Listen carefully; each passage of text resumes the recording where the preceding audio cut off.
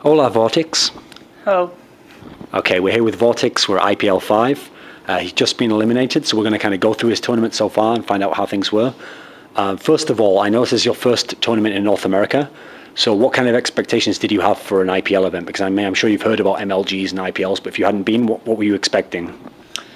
Well, I knew it was really hard to do good because there's a lot of good players, but I was hoping to maybe reach, I don't know, round 4 in winner bracket or something before losing, but I lost really fast. I was thrown to the loser bracket and then I lost pretty fast too. I expected a bit more, but I think it's still okay considering the level in the tournament.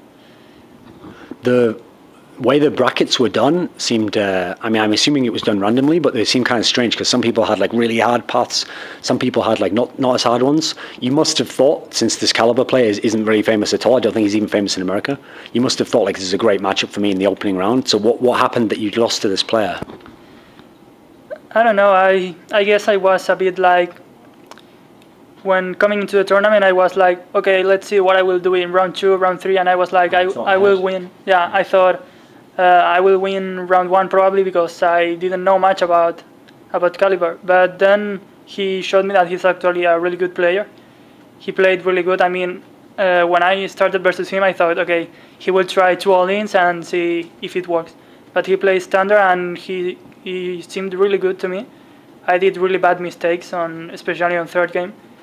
But yeah, I'm not happy with it because I played bad, but it's kind of like he's a good player, so, well, it wasn't that bad. So when you dropped down to the losers bracket, you had a really bizarre scenario where your first match in losers bracket is against Slivko, who's like considered a pretty good European. What kind of history do you have? Have you played him before in tournaments? Yeah, I think, well, not in tournaments, but in ladder we've played a lot of times because, of course, we are playing in Europe, both of us. And how does it go when you play him normally? I think it's probably 50-50 because his ZvZ is pretty good. And actually, lately, I think he won me more games than I did to him. Oh, okay. So what was the deciding factor in this game, do you think?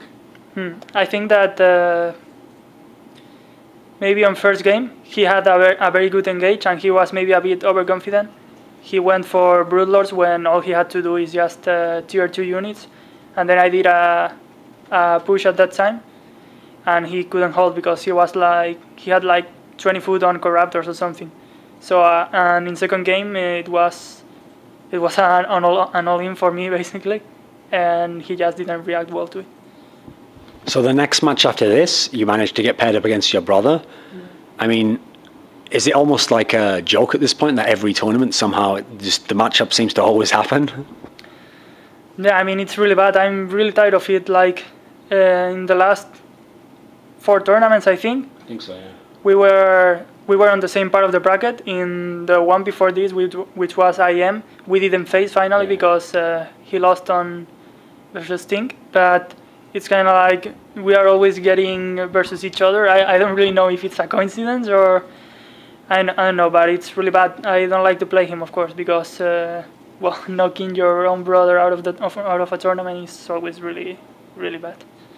Even though you guys don't like to face each other for obvious reasons, I know that a lot of fans actually love to watch you two play because it's like a really good matchup in the sense that his best is TVZ and your best is ZVT, so it produces fun games. How do you think the games you played at this tournament match up against some of the ones you played against him in the past? Were they like high quality? How do you think it went?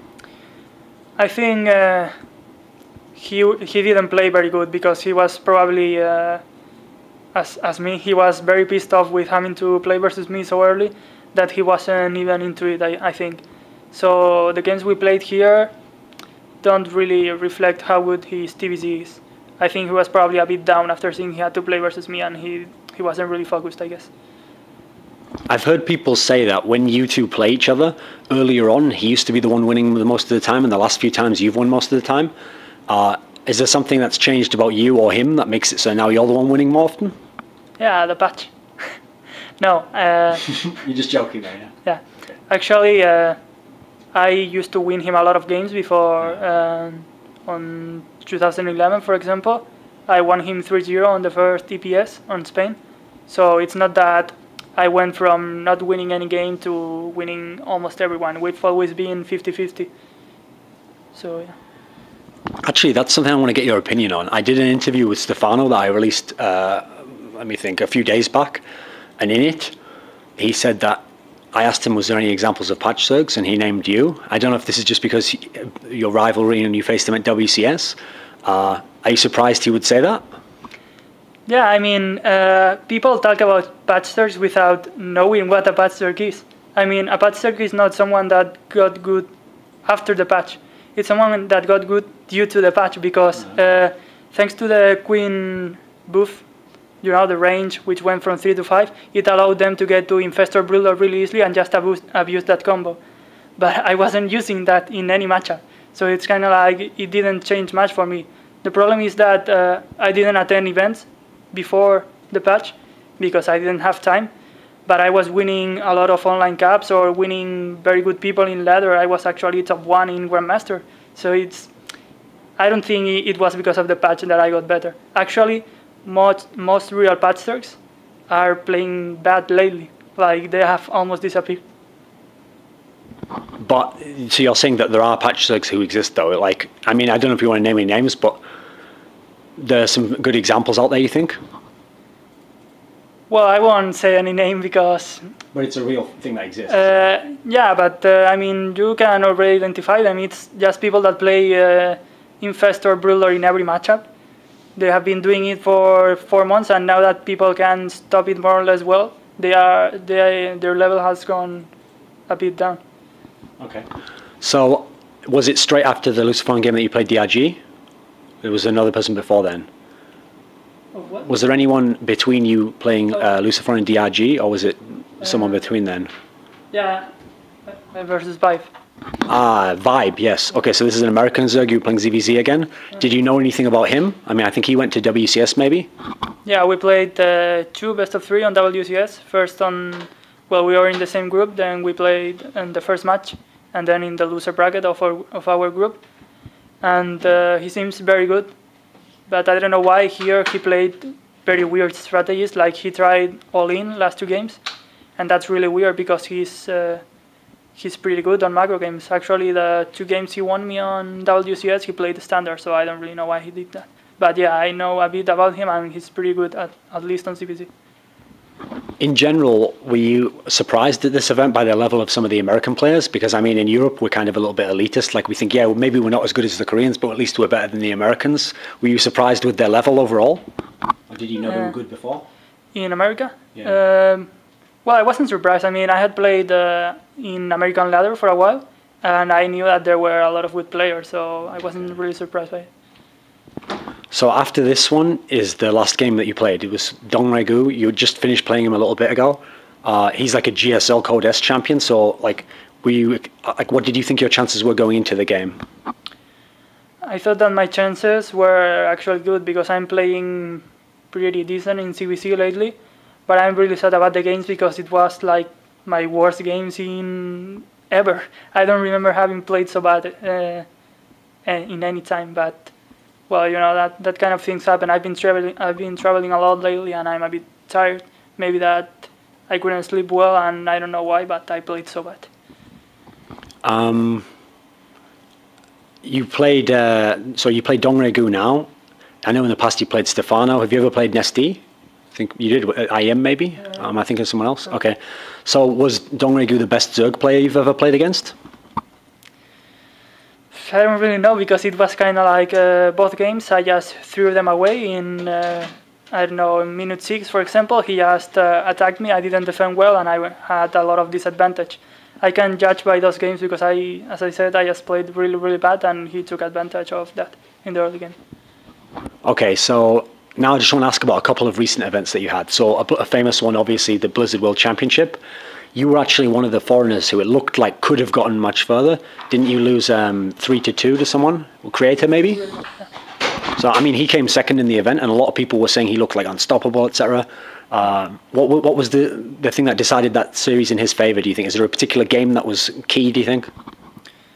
Well, there was a game on Antigua Shipyard.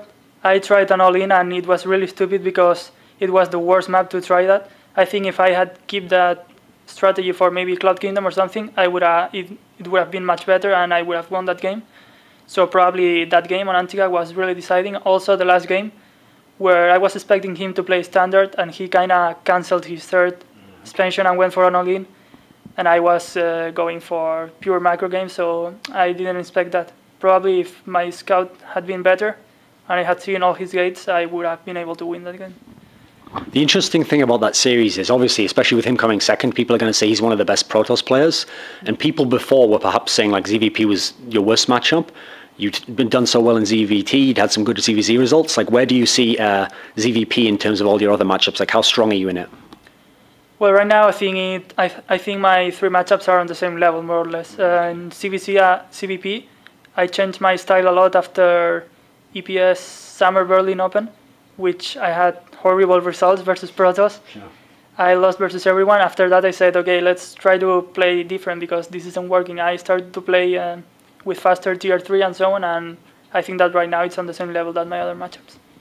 In PvZ, even though, in ZVP rather, even though for so much of 2012 it was the Protosses were complaining, now I've heard quite a few Zerg players say that if you play like against a really good Korean, for example, and they do the Immortal all-in, it's like so hard to know when he's going to time to attack, and it's like it can be almost impossible to hold off sometimes. Is this a problem when you've played some of these games? Well, actually, I'm good on stopping these kind of all-ins, but yeah, I think in some maps, if the Protoss plays perfect, there are some all-ins like Immortal Sentry out of 2 bases that you can stop, or the 3-base Colossi Immortal Stalker push and sentries. It's almost impossible to stop if he uses well his force fields. But it depends on the map a lot. I just think on a couple of maps or 3, it's really hard, but in the other ones, it's okay. Okay. Is there like an overall key strategy to trying to stop those kind of all-ins? Like, do you have a core principle you could lay out for us? Well, it's just about scouting. You've got to scout it as early as possible. And then once you know it, I mean, it's not so much about the strategy, but just taking good positions and not giving away a lot of units. Okay, so the other event is the one that finished like only a few days back, IEM Singapore. Mm-hmm. At this tournament, you also had a really good chance against one of the finalists. You played against Sting, and it was 3-2. Mm-hmm. How does this rank in terms of your ZVT series? Because you've had some famous ones versus Korean players now. Like, how good did you play in this series, and how good did he play? Well, I feel I was a bit nervous. Like, on first game, I thought I would win the game because he was, like, on 2 bases and I was on 4. And I was like, okay, I won't lose this. But then I did really bad decisions, and I ended up losing the game. After that, I got a bit nervous. And I played pretty bad, I think. Like, the day before, I had thought what I would do in all the maps, and then I just forgot about that and did some stuff that I hadn't prepared, and it was really bad. I played pretty bad, but he's really good. Like, especially his micro is really good. Then he makes strategies which are a bit weird, and that kind of leaves you a bit confused. Before this event, he probably wasn't very famous as a player. Like, even though he's a Korean, like, people didn't really know of his name very much. Who would you compare him to in terms of like what sort of level is he at? Like, which players are at his level, do you think? I know. I don't think he's on level of top Korean Terrans, maybe, but probably he's on the level of top European Terrans like Lucifron, Zorzen, Kaz, and so on.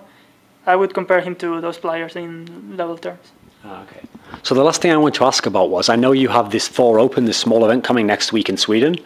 But after that, I did an interview online a few months back, and then you said that you had school coming up, and so you'd have this period of time where at the end of this year you'd kind of have to just not really quit StarCraft 2, but you wouldn't be able to go to tournaments for a few months. Mm-hmm. Is that still the plan now, or has anything changed?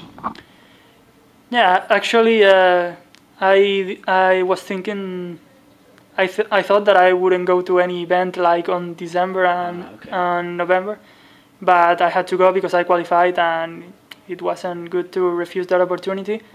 So yeah, after Thor Open, I will be like 2 months inactive or something, and then I will play IEM World Championship probably. Okay. So do you have a final message, anyone you say hello to or thank you, etc.? Well, yeah, of course, thank you to everyone supporting me, especially for the Spanish fans, because I know there are a lot of there, and just thank to my team, Corante, for bringing me here, and that's it. Muchas gracias. De nada.